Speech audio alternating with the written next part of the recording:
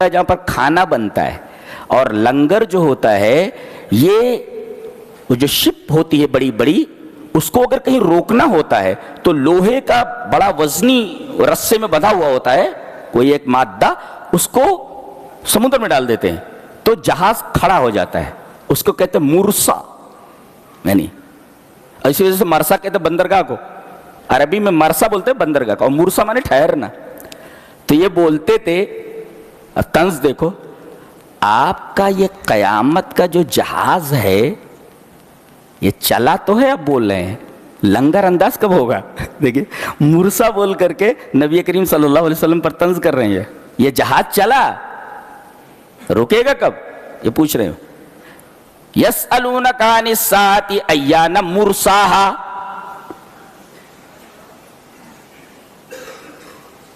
یہ لنگر انداز کب ہوگا؟ چلا تو ہے، پہنچے گا کب؟ ایسا بولنا تھا نا. وہ مرسا کا لفظ استعمال کر رہے ہیں کہ آپ یہ کہہ رہے ہیں کہ یہ چلا ہے تو یہ لنگر انداز کب ہوگا؟ یہ لنگر انداز کب ہوگا؟ اللہ جواب دے رہا ہے، فیم انت من ذکراہا. یہ پوچھنے سے آپ کو کیا لینے دینا ہے؟ یہ دیکھیں، فیم انت من ذکراہا، اس کے ذکر سے آپ کو کیا سروکار ہے؟ الی ربک منتہاہا، اس کا علم صرف اللہ کو ہے. قیامت نکلی ہے، رکے گی کب؟ اس کا علم صرف اللہ کو ہے. تو مسئلہ یہ نہیں کہ قیامت کب آئے گی، مسئلہ یہ ہے کہ قیامت کے لیے آپ نے تیاری کیا کر رکھی ہے. اصل چیز قیامت کا آنا نہیں، بلکہ اصل چیز قیامت کے لیے آپ کی تیاری کیا ہے، یہ اصل ہے. اور مرنے کے بعد کی زندگی سے ڈرتا کون ہے؟ انما انت منذر من یخشاہا، آپ اس کو ڈرائیں جو قیامت سے ڈر رہا ہو. جس کے اندر قیامت کا خوف نہ ہو اسے آپ بتاتے رہیے. پورا قرآن اس کے کان میں اڈیل دیجئے، کوئی فائدہ نہیں ہے. اب قیامت کتنی خوفناک ہے، کتنی ہاریبل ہے، وہ بتایا جا رہا ہے. کأنہم یوم یرونہا لم یلبثوا الا عشیۃ او ضحاہا. دنیا میں 60 سال 65 سال 100 سال کی زندگی گزار لی ہے، وہاں پہنچے. اللہ فرما رہا ہے قیامت کو دیکھ لینے کے بعد انہیں ایسا لگے گا جیسے وہ ایک صبح یا ایک شام گزار کر آئے ہیں، پورا دن بھی نہیں. جی جی جی جی اللہ، 60 سال مستی کیا انہوں، 100 سال اپنی منمانی زندگی گزاری. اللہ فرما رہا ہے کہ یہ 100 سال یا 60 سال 70 سال کی جو زندگی ہے، قیامت کو دیکھنے کے بعد ایسا لگے گا ہیبت میں کہ جیسے ایک صبح گزار کر آئے ہیں، پورا دن نہیں. کہا جا رہا ہے عشیۃ او ضحاہا، ضحا صبح یا ایک شام. اللہ. حضرت حسن بصری کہتے ہیں کہ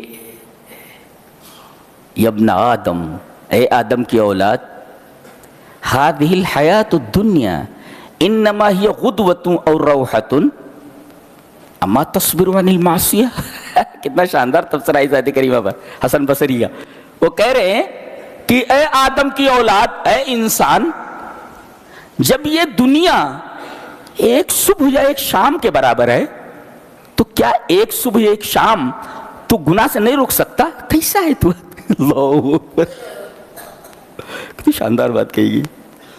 اللہ نے فرمایا کأنہم یوم یرونہا لم یلبثوا الا عشیۃ او ضحاہا، ایک شام کے برابر 100 سال کی مستی نظر آئے گی. 100 سال ایک صبح کے برابر، ایک شام کے برابر.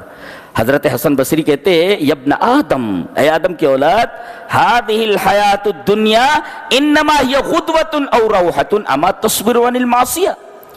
جب قرآن بولتا ہے کہ پوری زندگی دنیا کی صرف ایک صبح یا ایک شام کے برابر ہے، تو کیا ایک صبح ایک شام اللہ کی معصیت سے، اللہ کی نافرمانی سے نہیں رک سکتا؟ چاہے تو کر سکتا ہے، تو رک سکتا ہے. کتنی پیاری بات کہی گئی ہے. اللہ.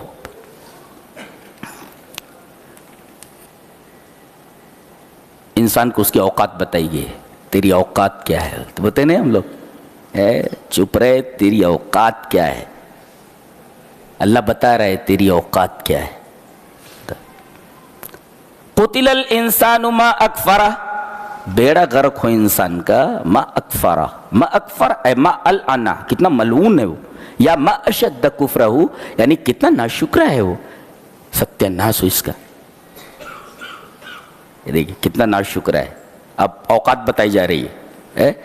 من ای شیء خلقہ، پیدا کس چیز سے ہوا ہے؟ یہ تیری اوقات ہے. کس چیز سے پیدا ہوا ہے؟ من نطفۃ خلقہ، نطفے سے، جہاں سے پیشاب نکلتا ہے، جہاں سے ایک گندی چیز نکلتی ہے، وہیں سے یہ نطفہ نکلتا ہے. یہ ہے تیری اوقات. اوقات میں رہے، ڈونٹ کراس یور لمٹس، اپنی لمٹ کراس مت کر. یہ تیری اوقات ہے. تکبر چھوڑ دے، تکبر چھوڑ دے. قتل الانسان، تم ڈائریکٹ دل کے اوپر لگتی ہے اس کی بات. اسی کتاب کو ہم لوگوں نے چھوڑ دیا ہے. اسی وجہ سے دنیا میں ہم لوگ جہاں ہیں تباہ و برباد ہیں، پریشان ہیں. قتل الانسان ما اکفرہ، ستیاناس انسان کا کہ کتنا ناشکرہ ہے وہ. اس کی اوقات کیا بتایا گیا؟ من ای شیء خلقہ، کس چیز سے پیدا کیا گیا؟ من نطفہ، یہ ہے تیری اوقات. من نطفۃ خلقہ، نطفے سے پیدا کیا گیا ہے، جہاں سے پیشاب نکلتا ہے کہ اگر وہ کپڑے پر لگ جائے تو جب تک دھل نہ لے تب تک نماز نہیں ہوتی. جی کپڑا ناپاک ہو گیا، بدن پر جہاں لگ جائے دھل لے. تو گویا کہ اسی جگہ سے یہ چیز نکلی ہے. من نطفہ ایک ذلیل چیز ہے، ایک ذلیل جگہ سے نکلی ہے. یہاں تک کہ کہا گیا کہ آدمی جب پیشاب یا پاخانے کے لیے بیٹھے تو جب تک زمین سے قریب نہ ہو جائے تب تک کپڑا نہ اٹھائے. اتنی بیکار جگہ ہے. قریب ہو جائے تب اٹھائے. پھر فرمایا گیا یہ تیری اوقات ہے، گندی جگہ سے نکلنے والی چیز سے تو پیدا ہوا ہے. نطفہ ایک مائع مہین ہے، ذلیل پانی ہے. یہ تیری اوقات. تو پیدائشی ذلیل ہے، تو متکبر کیسے بن سکتا ہے؟ اور اس کے بعد فقدرہ، نطفے سے پیدا ہوا تو. فقدرہ کا مطلب کیا؟ اور بتائیں تیری اوقات کیا ہے؟ تیری مدت حیات لکھی ہوئی ہے.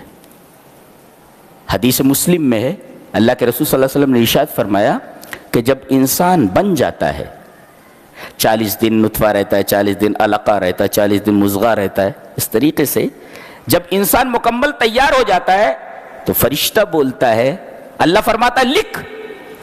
فرشتہ کہتا ہے ما اکتب، ماذا اکتب، کیا لکھوں؟ اللہ فرماتا ہے لکھ. اب یہ تیار ہو گیا نا بن کر کے، لکھ. اجل لکھ اس کی، کب تک جیے گا، یہ کتنے سال جیے گا، 10 سال 20 سال 50 سال، لکھ دے. ٹھیک ہے، ہی نوٹڈ اٹ ڈاؤن، لکھ دیا اس نے. اچھا پھر کہا جا رہا ہے لکھ رزق، لکھ دے کتنا ملنے والا ہے اس کا.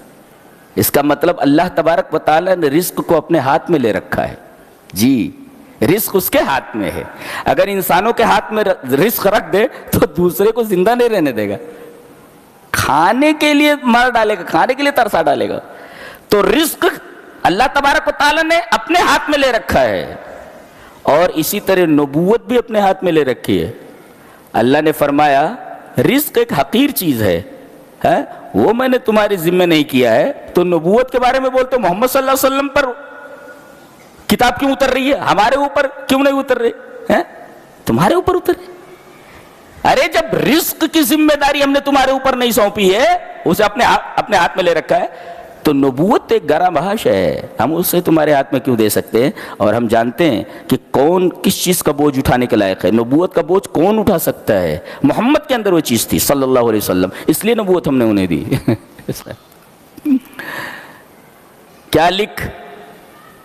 اس کی مدت حیات لکھ دے، کتنے دن جیے گئے. گویا کہ موت مقرر ہے، اتنے دن جینے کے بعد اسے مر جانا ہے. ایک رزق لکھ دے کتنا کھائے گا. واللہ کہتا ہوں جس دن اللہ نے لکھ دیا کہ تجھے 10 روپیہ ملے گا، کسی بھی طریقے سے کوشش کر لے تو 10 روپے سے زیادہ نہیں ملے گا. رزق لکھ دیا گیا ہے، لکھ دیا اس نے. اب اللہ فرما رہا ہے ایک اور چیز لکھ دے، عمل لکھ دے. یہ عمل کیسا کرے گا؟ جہنمیوں والا یا جنتیوں والا؟ عمل لکھ دے. ہی نوٹڈ اٹ ڈاؤن آلسو. اس نے بھی یہ بھی لکھ دیا، اس نے لکھ دیا. اب اس کے بعد کہا جا رہا ہے کہ لکھ دے کہ یہ شقی ہے یا سعید ہے، بدبخت ہے یا نیک بخت ہے، جنت میں جانے والا یا جہنم میں. لکھ دے. یہ 4 چیزیں لکھ دی جاتی ہے. اس کو کہتے ہیں قدرہ. تو سب کچھ تو ہمارے ہاتھ میں ہے، سب کچھ. تیری مثال اس گھوڑے کی سی ہے جس کے گلے پہ رسی ڈال دی گئی ہے اور کھونٹے سے ٹھونک دیا گیا، کھونٹے میں باندھ دیا گیا.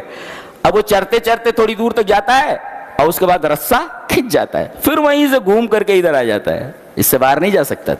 تو اس گھوڑے کی طرح ہے جس کے گلے میں رسی ڈال کر کے کھونٹے سے ٹھوک دیا گیا ہے. تیری یہ اوقات ہے. اجل مقرر ہے، کب تک جیے گا. رزق مقرر ہے، عمل مقرر ہے. جنت میں جائے گا کہ جہنم میں جائے گا یہ بھی مقرر ہے. یہ تیری اوقات. پھر ثم السبیل یسرہ، اس کی 2 تفسیر کی گئی ہے. ایک تو یہ کہ تیری پیدائش کو ہم نے آسان کر دیا ہے.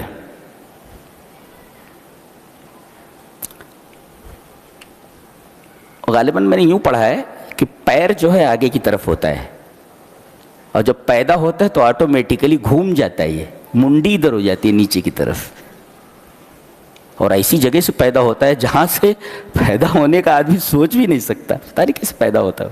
ثم السبیل یسرہ، پھر ہم نے راستے کو آسان بنا دیا ہے. پیدا کیسے ہو تو پیدا ہوتا، وہ بھی ہمارے ہاتھ میں ہے. اور ایک مطلب اس کا یہ کہ ہم نے تمام اندازے مقرر کیے اور پھر تیرے لیے خیر اور شر کی راہ بھی بتا دی. یہ خیر کا راستہ ہے اور یہ شر کا راستہ ہے. بتا دیا گیا کہ یہ جنت کی طرف جانے والا راستہ ہے اور یہ جہنم کی طرف جانے والا راستہ. ثم السبیل یسرہ. اب تیری زندگی